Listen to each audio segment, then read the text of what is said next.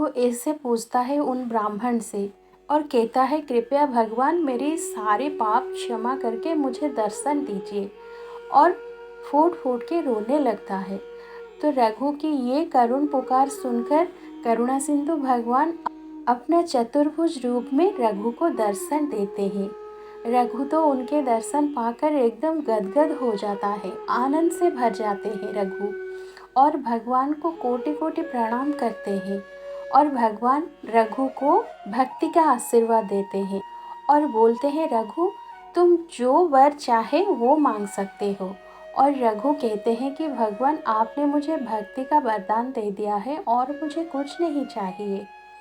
नाथ, अगर आपकी कृपा हो तो मैं छोटी सी वर मांगता हूँ कि मैं जाति से धीवर हूँ और मछली पकड़ना मेरा पैतृक स्वभाव है। भगवान मुझे ये वर दीजिए कि मैं अब कभी कोई भी जीव की हत्या ना करूं, पेट के लिए भी जीव का हत्या ना करूं, और ये मछली पकड़ने का काम मेरा बंद हो जाए। मुझे बस इतनी दया कीजिए और मुझे यही वर दीजिए। भगवान रघु को तथास्तु कह के वहाँ से अंतर्ध्यान हो जाते हैं।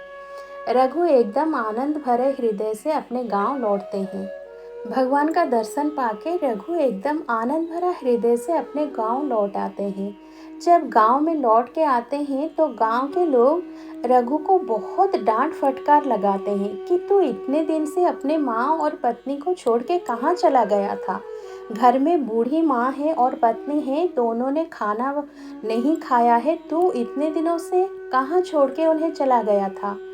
और जब ये खाना के लिए तड़प रहे थे तो गांव की मुखिया ने इनके लिए खाने का बंदोबस्त किया। तब रघु ये सुनकर बहुत खुश हो गए कि मैं जब घर पर नहीं था तो मेरे दयालु भगवान इनके लिए खाने का व्यवस्था कर लिया। अगर मैं यहाँ होता तो कभी ऐसा नहीं होता। ऐसे सोचकर रघु बहुत खुश हो जाते हैं और अपनी माँ को और पत्नी को सारे बात बताते हैं। अब रघु भगवान का दर्शन पाकर एकदम बदल जाते हैं और अब दिन भर वो भजन कीर्तन ही करते रहते हैं, और उनके साथ उनकी माँ और उनकी पत्नी भी भगवान का भजन करते हैं।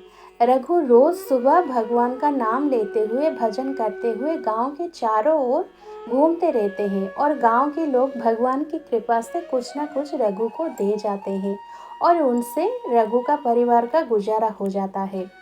धीरे धीरे भगवान के भजन के प्रभाव से रघु के अंदर सत्व गुण का प्रभाव बढ़ता जाता है और उसका अंतःकरण धीरे धीरे शुद्ध होने लगता है। और एक दिन ऐसा स्थिति आ जाता है